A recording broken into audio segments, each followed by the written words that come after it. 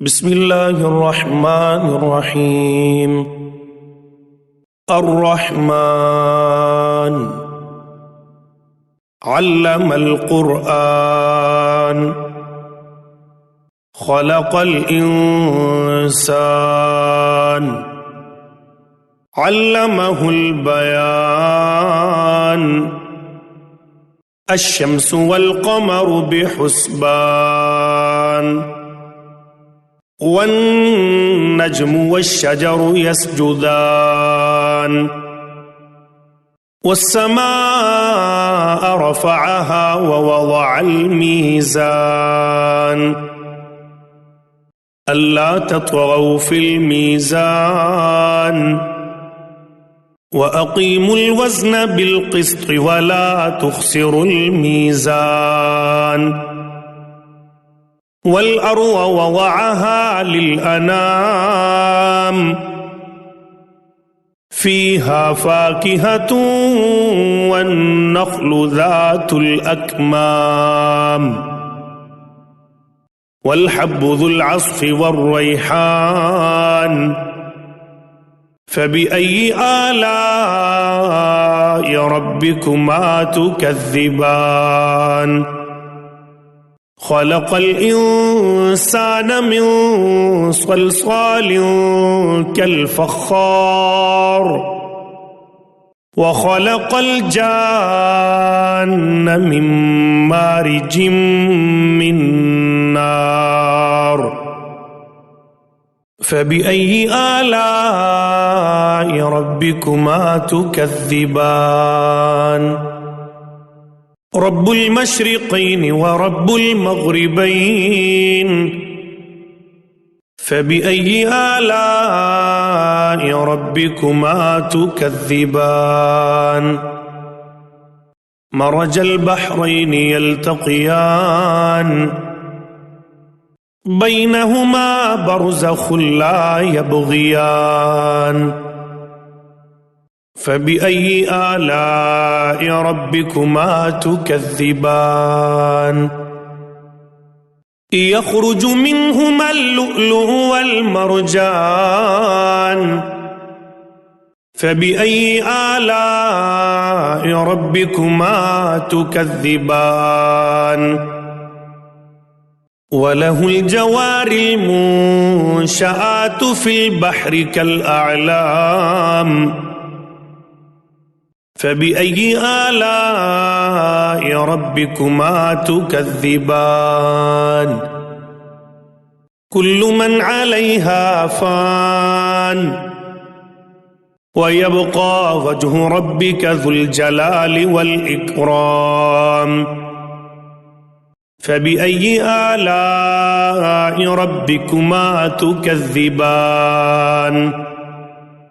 يسأله من في السماوات والأرض كل يوم هو في شأن فبأي آلاء ربكما تكذبان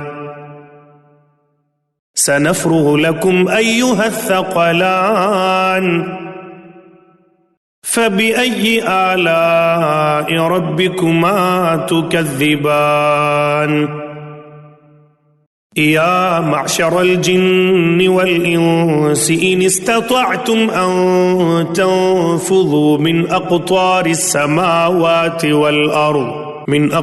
السماوات والأرض فانفذوا لا تنفذون إلا بسلطان فبأي آلاء ربكما تكذبان يرسل عليكما شواظ من نار ونحاس فلا تنتصران فبأي آلاء ربكما تكذبان فإذا انشقت السماء فكانت وردة كالدهان فبأي آلاء ربكما تكذبان فيومئذ لا يسأل عن ذنبه إنس ولا جان. فبأي آلاء ربكما تكذبان؟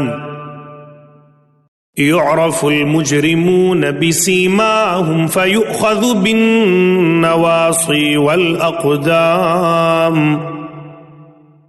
فبأي آلاء ربكما تكذبان؟ هذه جهنم التي يكذب بها المجرمون يطوفون بينها وبين حميم آن. فبأي آلاء ربكما تكذبان؟ ولمن خاف مقام ربه جنتان. فبأي آلاء ربكما تكذبان؟ ذواتا أفنان. فبأي آلاء ربكما تكذبان؟ فيهما عينان تجريان. فبأي آلاء ربكما تكذبان؟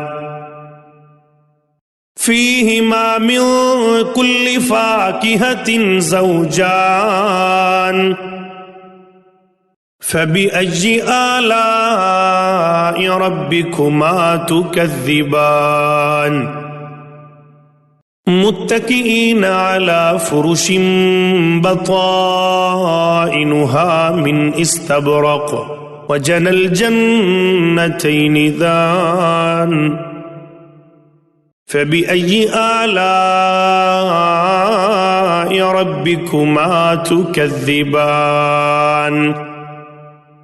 فيهن قاصرات الطرف لم يطمثهن إنس قبلهم ولا جان. فبأي آلاء ربكما تكذبان؟ كأنهن الياقوت والمرجان. فبأي آلاء ربكما تكذبان؟ هل جزاء الإحسان إلا الإحسان؟ فبأي آلاء ربكما تكذبان؟ ومن دونهما جنتان.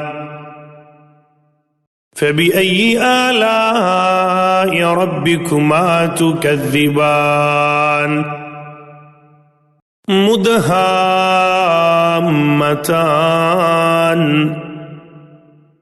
فبأي آلاء ربكما تكذبان؟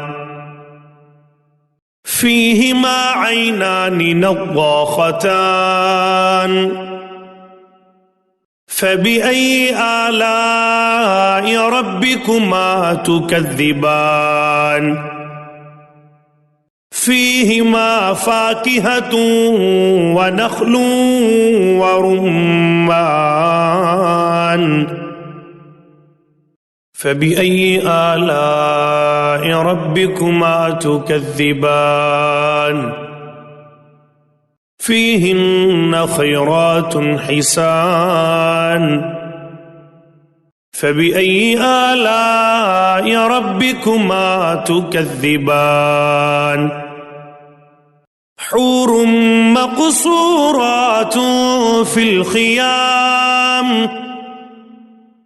فبأي آلاء ربكما تكذبان؟ لم يطمثهن إنس قبلهم ولا جان فبأي آلاء ربكما تكذبان متكئين على رفرف خضر وعبقري حسان فبأي آلاء ربكما تكذبان تبارك اسم ربك ذي الجلال والإكرام